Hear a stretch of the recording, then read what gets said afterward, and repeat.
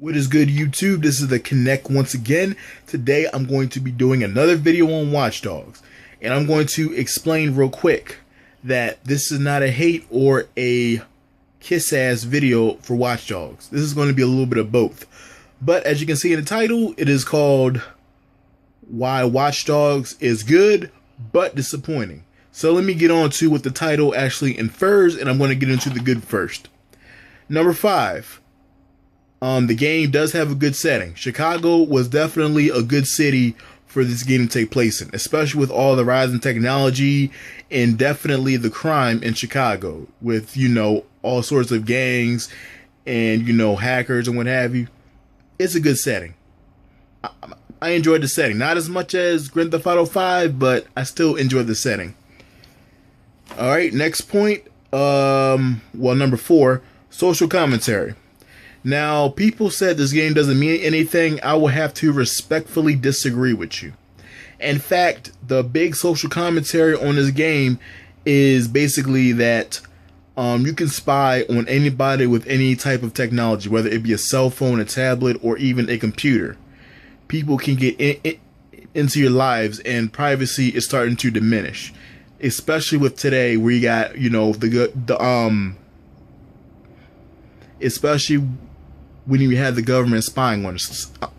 So I feel that is a social commentary, and it explained, well, not explained in this game, but it is how you say it, implied. That's what it is. It's strictly implied that Americans and everybody else is losing their privacy because you got this one guy named Brody hacking into everybody's cell phones, and I'm figuring out who they are and what they do and what their occupation is, how old they are, and their past history.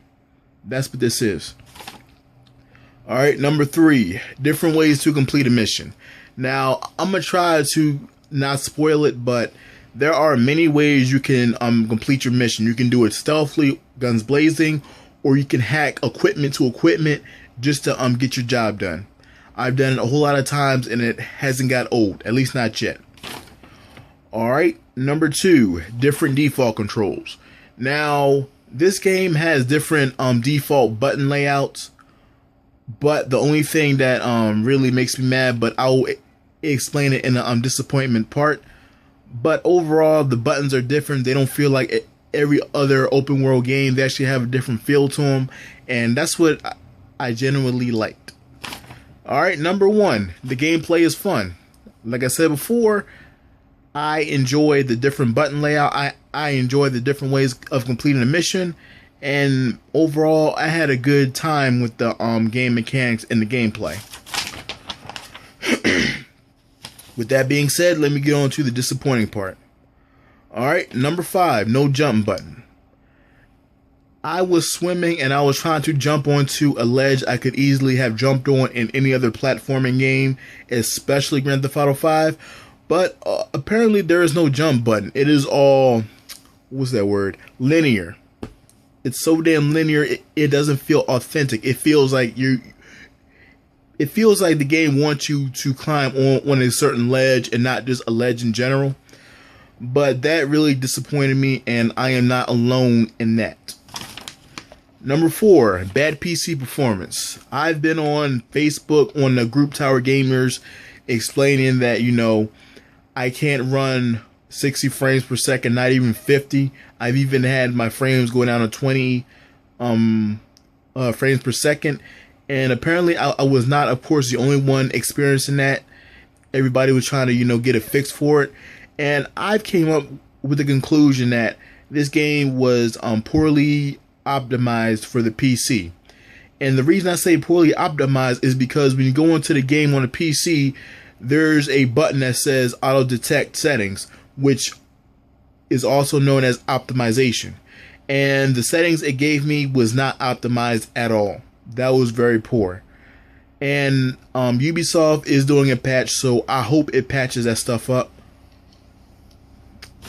So let me get on to the next number. Oh yes, number 3, boring main character. The main character is really boring. He has no personality at all.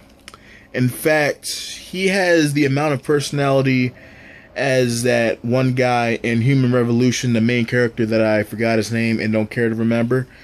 It's almost neck and neck with those two because they have the deep Batman voice and they have the big trench coats. I'm like, can we just get a normal person? Every hacker does not dress in the big trench coat. Now, I know he's trying to be mysterious, which I still don't know why the scanners can't identify him. But you know what? I'm only in Act 3, so it will probably explain. And if it doesn't, when I do the review, I will count that as a negative. But yeah, that does, doesn't make sense. A boring character. I'm like, really? Give us a fun character. What happened to CJ from San Andreas, Tommy Vercetti from Vice City?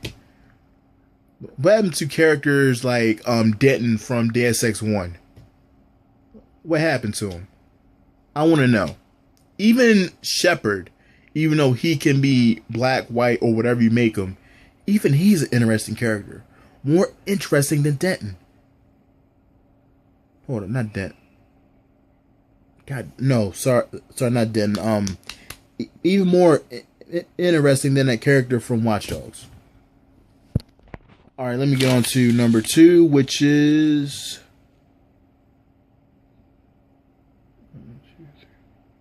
Oh, shit. Damn. Shit. I got the numbers messed up. I'll just call them bullet points from now on. All right, next bullet. Delayed but not fixed.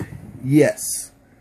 If you've seen my videos, especially the one entitled Watchdog Gameplay Turned to Shit, in that gameplay, especially towards the end, I've experienced glitches.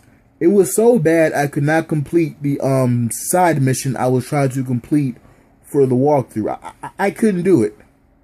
I couldn't. And usually I would excuse this problem as a minor issue. But unfortunately I cannot do that because number one, the game was delayed. They haven't explained the reason why, but you know what? I think I know why they delayed the game. Because they did not want to get compared to GTA 5, but in fact they are getting compared to GTA 5. Because GTA 5 and Watch Dogs is more similar than Watch Dogs is to Far Cry 3. Watch Dogs and Far Cry 3 are both open world, but Watch Dogs is a third person view. Far Cry is a first person view. So, yeah. Alright, number 2, falsely advertised. Everybody knows that Watch Dogs trailer from E3 2012. Yes, that trailer. When you actually play the retail game, they look nothing alike at all. They look different. Exceptionally different. You can go online and look this stuff up. I did, and I was like, what the No. I'm not even going to cuss right now. But yeah. It was just different. It felt like Ubisoft falsely advertised the game. They were so desperate for sales that they had to lie. That's just a capitalistic mentality. And you know what? Thank God I did not buy this game. Thank God I got it free with my graphics card. Because I would not shell out another penny for Ubisoft. I wouldn't. I can live without Ubisoft, but this is just unforgivable. But you got some people that are, passing and saying, just let it go, let it go. No, I am not letting this go. Because if we let it go, they're going to do it again. And if they start doing it, guess who else is going to start doing it? Other game developers. Rockstar could do it. Nintendo could do it. Well, not likely. But, Bethesda could do it. Any other developer / publisher will do it if Ubisoft keeps doing this. We the gamers have to let them know that this is not okay. Falsely advertising games, not okay.